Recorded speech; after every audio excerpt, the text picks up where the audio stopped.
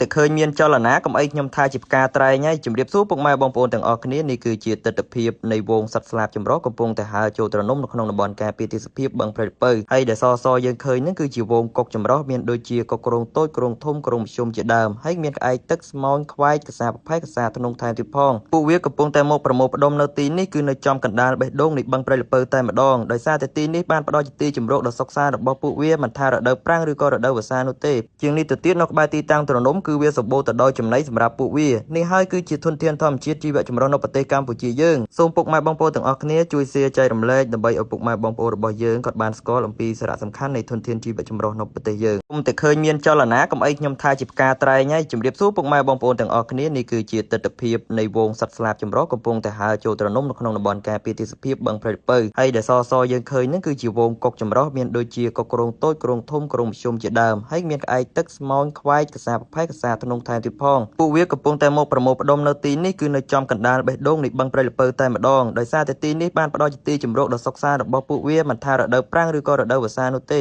ជាងនេះទៅទៀតនៅក្បែរទីតាំងត្រនំគឺវាសម្បូរទៅដោយចំណីសម្រាប់ពួកវានេះហើយគឺជាធនធានធម្មជាតិជីវៈចម្រុះនៅប្រទេសកម្ពុជាយើងសូមពុកម៉ែបងប្អូនទាំងអស់គ្នាជួយ share ចែករំលែកដើម្បីឲ្យពុកម៉ែបងប្អូនរបស់យើងគាត់បានស្គាល់អំពីសារៈសំខាន់នៃធនធានជីវៈចម្រុះនៅប្រទេសយើង